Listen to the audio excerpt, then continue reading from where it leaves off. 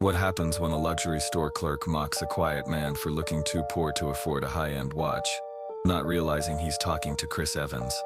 What begins as a moment of arrogance turns into a lesson that the entire store, and millions online, would never forget. Because when Chris walks in wearing jeans and a backpack, he isn't looking for attention. He's looking for something much deeper. By the end of this story, you'll understand why true class has nothing to do with money, and everything to do with character. Oh, and before we continue, tell us, where are you watching from?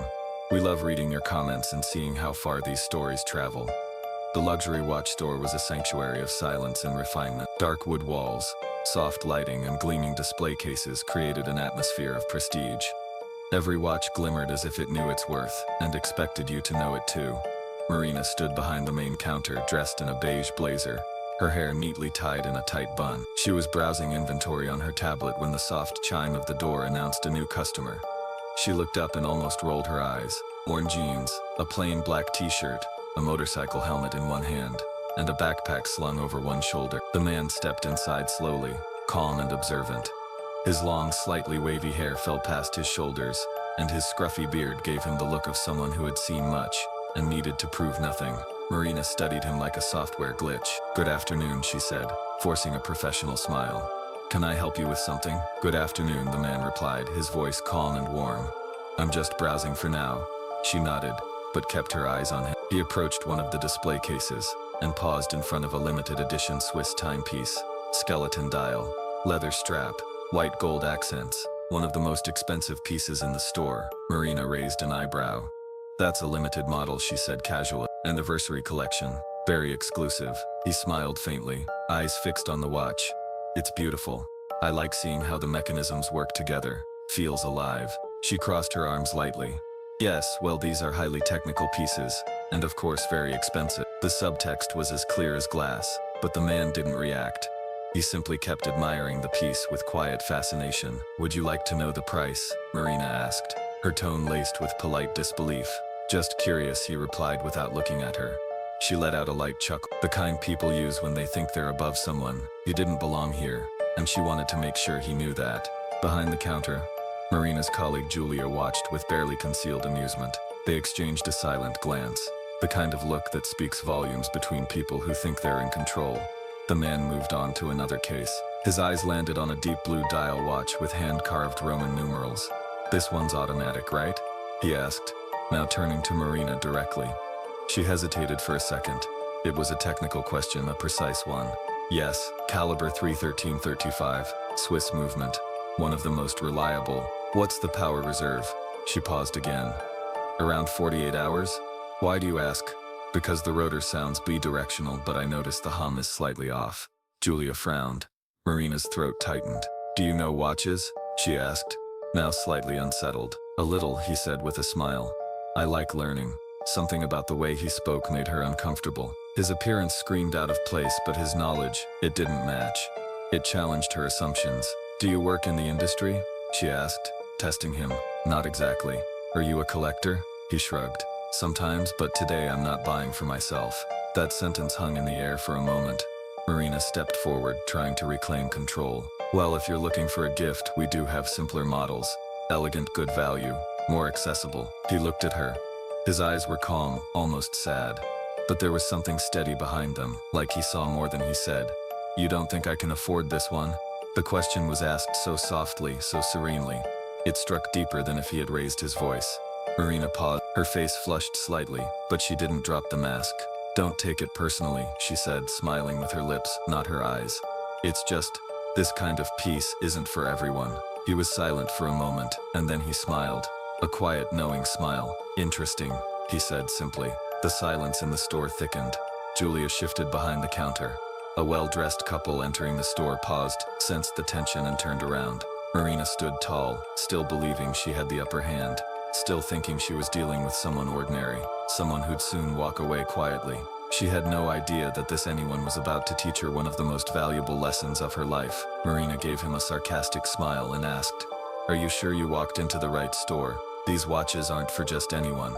What she didn't know was that this anyone was about to teach her one of the most valuable lessons of her life. Marina returned to her position behind the counter, heels clicking sharply on the polished floor. Her smile vanished the second her back was turned. Did you see that? She whispered to Julia. The guy's dissecting movement calibers like he owns a factory, with a backpack and helmet. Julia smirked. Maybe he watched a YouTube video and thinks he's a watchmaker now. They both laughed softly, not with cruelty but with that quiet kind of mockery that only happens when someone's certain they're superior. Meanwhile, the man, still browsing, still unbothered, moved to another display. This one showcased collector's pieces, rare, often made to order, each worth more than a small car. He paused in front of a sleek dark chronograph with moon phase complications and a deep sapphire dial. Marina stepped closer again, still trying to maintain the performance of helpful professionalism. That one's not for sale. It's on hold for a client, she lied. The man nodded. Shame, it's a beautiful piece. He didn't challenge her, didn't raise his voice, didn't even seem disappointed. That made it worse. He continued walking along the displays, hands behind his back as if in a gallery. There was something about his posture, relaxed but attentive, that threw Marina off balance. He didn't fidget, didn't look intimidated. He was just present, too calm. Is there a particular brand you're interested in? She asked, voice crisp. I'm looking for a gift, he replied. Something special, something timeless. And what's your budget? She asked bluntly, letting the weight of the question hang in the air. He turned to her with a gentle smile. Let's just say, I'm not worried about that part. Before she could respond, another customer entered the store, a man in a tailored suit with a heavy watch already on his wrist. Marina immediately switched tones. Good afternoon, Mr. Hargrove, she said, glowing. We just received the new models I told you about. She left Chris standing alone and crossed the floor to greet the suited man like royalty. For a few minutes, she fawned, offered espresso, opened display cases with gloved hands. From across the room, the man in the black shirt waited patiently. When she returned to him, her smile had turned to routine boredom. Still browsing, she asked. He nodded. Actually, I'd like to see that one again. He pointed to the first Swiss model he had admired. Marina hesitated, glanced at his boots, dusty from the road. Are you serious about this piece? Yes, he replied. She exchanged a look with Julia, then unlocked the case and pulled the watch out slowly as if expecting him to drop it. She placed it on the tray in front of him. He picked it up with reverence, the way some people handle old books or newborns. His thumb ran over the crown, the sapphire crystal. He examined the back, nodding slowly. It's a gift? Marina asked, unable to hide her doubt. Yes, he said. For someone special? He looked up. Is warm. Very. That answer stirred something in her, but she didn't quite know what. Still, she smirked. Well, I hope they appreciate it. This piece costs more than your old motorcycle. She said it loud enough for others to hear. Julia chuckled from behind the counter. Mr. Hargrove looked over briefly, amused. But the man didn't flinch. He simply smiled, a small, patient smile that unsettled Marina far more than any outburst would have. You may be right, he said softly. But then again, maybe not. And with that, he turned his attention back to the watch, leaving Marina frozen in her smugness. It was then that a strange silence crept over the store. Julia stopped, tapping her screen. The suited client turned slightly toward the man, as if sensing something was off. No one knew what was coming next. But the shift had begun. That watch costs more than your old motorcycle, Marina said loudly, for everyone to hear. Chris just smiled. But what he did next would leave the entire store speechless. For a few seconds, the store felt like it was holding its breath. The man with the backpack and long hair placed the watch back on the tray, delicately, with respect, and looked at Marina, not with anger, not even disappointment, just calm. Could I see the movement again? He asked. Marina blinked. Excuse me? The case back. It's see-through, isn't it? I'd like to get a better look at the movement. Something about his voice, quiet but firm, made her obey before thinking. She picked up the watch and flipped it gently, holding it closer. He leaned in slightly. That rotor, engraving, is it hand-done or laser-etched? She hesitated. Laser. Shame. The older models had hand engraving.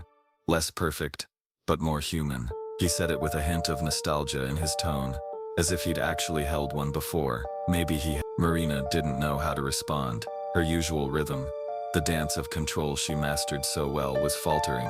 He continued, not mocking, not showing off, just talking. This crown here, triple sealed system? She nodded slowly. And the power reserve is 48 hours. But you can push it to 50 if it's fully wound. Right? Yes, she replied quietly. Impressive. It's a beautiful machine. Then he looked up and met her eyes again. And beautiful machines deserve to be treated with respect, don't you think? Marina felt a lump form in her throat. It wasn't the question. It was the way he asked, not to challenge but to remind. He placed the watch back down and took a slow breath. I'd like to purchase it. The sentence came like thunder in a room of stillness. Marina blinked again. What? I said I'd like to purchase it. He pulled a slim black wallet from his back pocket. No flourish, no flash of cards, just confidence. In full, no financing. She hesitated. Then, without a word, she walked toward the register. Julia watched in silence. Her earlier smirk erased. Do you need it gift wrapped? Marina asked flatly. Yes, but not for me. She paused again. Is it a birthday? He gave a small smile. Not exactly. He didn't explain further.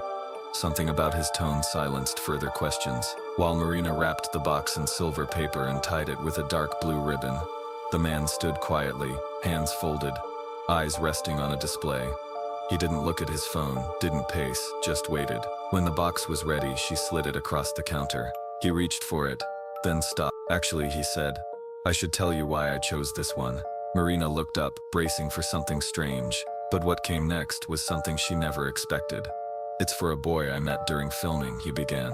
A young fan, diagnosed with a rare condition. He had one wish, to visit a movie set. Marina froze, the color slowly draining from her face. He didn't want photos or autographs. He just wanted to talk about stories, about heroes, about time. We had lunch in my trailer. He asked if I ever felt afraid of time slipping away. He paused. I think about that a lot now. Marina didn't move. I told him time is a gift, and he told me that if he ever got better, he'd save up and buy a real watch. A beautiful one. A grown-up one. The man ran his hand over the wrapped box. He didn't get that chance. Silence. So I'm buying it for him anyway. I'll leave it with his parents and a note. Another pause. Because time still matters, even when someone's gone. Marina's throat tightened. Julia looked away, blinking rapidly. The store was silent. And then he did something that turned everything upside down. He placed the box gently on the counter and stepped back. You know, he said softly, maybe this isn't the right place to buy it after all. Marina's eyes widened. What? I came here to find a gift, but instead, I was studied, judged, talked down to. He wasn't angry. He was simply stating facts. So maybe this watch shouldn't come from here. Marina opened her mouth, but no words came. He picked up the box slowly, turned, and began walking toward the door. Half the store seemed to lean forward, breath caught. And then, the door opened, and a voice called out, Chris? Everyone turned. A man in a tailored navy suit stood at the entrance, smiling in disbelief. Chris Evans? My God, I didn't know you were in town. The long-haired man smiled warmly. Hey Matt, good to see you. The suited man rushed in, shaking his hand. You still ride that Triumph? You haven't aged a day. The silence in the store turned electric. Marina's mouth went dry. Julia's hand trembled on the tablet. Matt turned to the others. This guy, he said, laughing, is the most generous human I've ever met. Total legend. Chris gave a modest nod. Marina stared at him like she was seeing him for the first time. Because she was. And suddenly, every assumption she made unraveled in an instant. As the suited man shook Chris's hand, the store fell silent. Marina stood frozen, the color draining from her face, and the manager, watching from a distance, finally stepped forward, pale as the display lights. He had just realized who they had been speaking to. The manager had been watching from behind a mirrored wall, half distracted by stock reports on his phone. But the moment he heard the name, Chris, something clicked. He stepped out from the back stiff and pale, adjusting his tie, as if trying to compose himself on the way. His shoes tapped quickly across the polished floor. Mr. Evans, he said breathless. I didn't realize you were here. Please forgive the delay. Chris turned, calm as ever. No problem. But there was weight in those two words. The kind of weight that silences a room. Marina took a step back. She was still holding the gift receipt. Her fingers had gone cold. Matt, the suited man who had greeted Chris with such familiarity, looked at Marina, then back at Chris. They didn't know who you were, he asked, half laughing, half shocked. Chris shrugged. Wasn't relevant. The manager gave Marina a sharp look, one that said, fix this now. She opened her mouth, but nothing came out. Is everything all right, sir? The manager asked. We'd be honored to complete your purchase. With a discount, of course. Chris glanced at the gift-wrapped box still in his hand. I wasn't planning on asking for favors. The sentence wasn't angry, but it hit like a blade. All around the store, the energy shifted. Customers who had looked at Chris with disdain now stared at him in silence, some adjusting their posture. Others simply froze, replaying the last few minutes in their minds, embarrassed for themselves. Matt, meanwhile, laughed under his breath and turned to the room. You all don't know what kind of man this is. This guy once gave up his hotel suite just so the crew could rest properly after a 16-hour shoot. And the stories? Endless. Julia's expression twisted slightly. She looked at Marina, panic blooming in her eyes. Marina, still frozen, tried to recover. I didn't know. I didn't recognize. Chris raised a hand gently, stopping her mid-sentence. It's not about being recognized, he stepped forward, voice still even, still kind, but loaded with truth. It's about how you treat people when you think they're nobody. That line sliced through the air. A few customers shifted uncomfortably. The manager cleared his throat. Let me personally handle the transaction. And of course, we'll offer you anything else you might like to see. Chris looked at him, thoughtful. You know, he said, lowering the box onto the counter. I didn't come in here to test anyone. I just wanted a gift. He tapped the ribbon once, but I got something else instead. Everyone waited. Perspective. He let the word hang, looking at Marina again. Not with cruelty, but with something far more unsettling. Quiet disappointment. Marina finally found her voice. Mr. Evans, I truly didn't mean to. You don't need to explain, he interrupted. You already did every time you spoke to me. The manager looked ready to melt into the floor. He glanced at Marina, then at Julia. This doesn't reflect our standards. Chris gave a small smile. The kind you give when you're used to hearing that phrase. I'm sure. The silence took over again. The kind of silence that doesn't come from shock, but from shame. Marina stood still. Her hands trembled. Her face flushed with heat. It wasn't just that she had misjudged someone. It was that she had done it so confidently. In public. And now everyone could see. One of the younger clients near the back whispered something to his friend. That's John Wick, someone else muttered. And she tried to tell him he couldn't afford a watch. The humiliation wasn't loud. It didn't need to be. It was quiet, deep, public, and complete. Just then, the door opened again. Another man walked in. Sharp suit, sunglasses, phone in hand. He looked around, then locked eyes with Chris. There you are, he said, smiling. I've been trying to find you all afternoon. We still on for tonight? Chris nodded and the man approached, shaking his hand. Sorry, who are you? The manager asked carefully. Oh, I'm the director of Arcadia. We're in town scouting. Mr. Evans is meeting the producers later. The manager turned pale. A second high-profile connection, and the story just kept growing. The director turned to Chris and joked, Man, you're always undercover. First time we met, you showed up on set with a sandwich and a busted skateboard. Chris smiled. Marina, at that moment, could barely breathe. She had been cruel, dismissive, and sarcastic to someone who wasn't just important, but someone who had never once acted like he was. The director looked at the box on the counter. That for a fan? Chris nodded. A special one.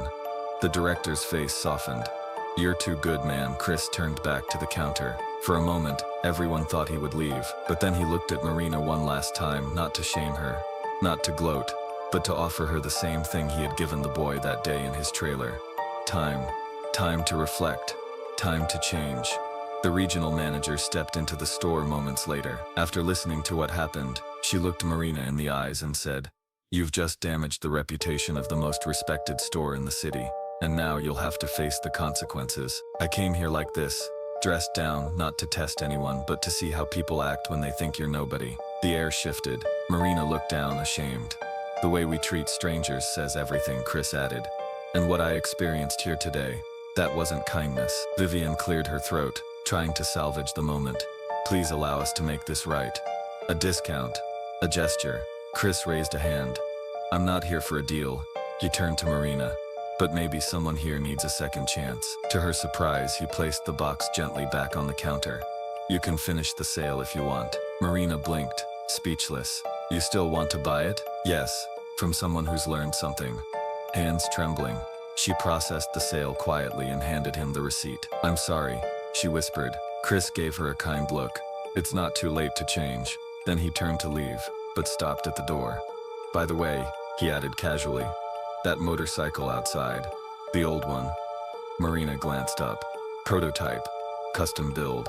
Worth more than any watch in this store. He gave a half smile. Didn't think that mattered until now. And with that he walked out, silent, powerful, unforgettable. Back in the store, silence reigned. But by the next morning, a video of the encounter had gone viral, and soon the world would see Chris Evans, not as a star but as a man who quietly changed everything. The next morning, the video was everywhere. A customer had filmed the encounter, the sarcasm, the judgment, and Chris Evans's quiet, graceful response. By midday, it had gone viral. The caption read, "She laughed at Chris Evans for looking too poor to buy a watch." She didn't know who she was talking to. Thousands of comments poured in. "This is why you never judge someone by appearance. Class isn't in your clothes, it's in how you treat people. Chris, always Chris." Inside the store, the atmosphere was tense. What was once a proud, exclusive showroom now felt like a courtroom. Marina sat in the back office, pale and silent, eyes red from a sleepless night. Her phone was flooded with messages, some angry, others mocking. A few were worse. People calling for her to be fired, canceled, humiliated. But the real punishment wasn't online. It was in the silence of her co-workers. Julia, once her partner in sarcasm, now avoided eye contact. The manager wouldn't look at her. Clients came in and whispered. Some only came to see the place where it happened. The regional manager, Vivian, held a team meeting that afternoon.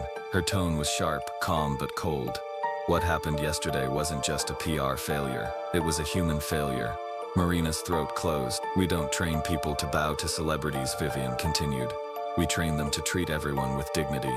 She paced slowly in front of the staff. "You didn't fail because you didn't recognize a famous face. You failed because you saw a man and decided he wasn't worth your full respect." Julia shifted uncomfortably in her seat. Vivian turned to her. "That goes for anyone who watched it happen and said nothing." Julia lowered her eyes. Marina swallowed hard. Her voice came out small. "I didn't mean to hurt him. I thought he was just..." Vivian cut in. "A man with a backpack, long hair, motorcycle helmet." Silence. That man raised the standard of how we treat others. Without yelling, without revenge. And he did it with more class than most of us showed. The room was silent. Then Vivian looked straight at Marina. "You've damaged the reputation of the most respected store in the city, and now you'll face the consequences." Marina's voice cracked. "My being fired?" Vivian paused. "You're being held accountable." She handed Marina a folder. Inside, a formal reprimand, mandatory training, and a temporary suspension without pay. "What you do after this will define who you really are." Marina nodded slowly, shame heavy on her shoulders. As she gathered her things, the world outside the store kept buzzing. News outlets picked up the story. Journalists praised Chris's calm. Public figures reposted the video with captions like, "The world doesn't need louder voices. It needs better hearts." But Chris himself, he said nothing. He didn't post.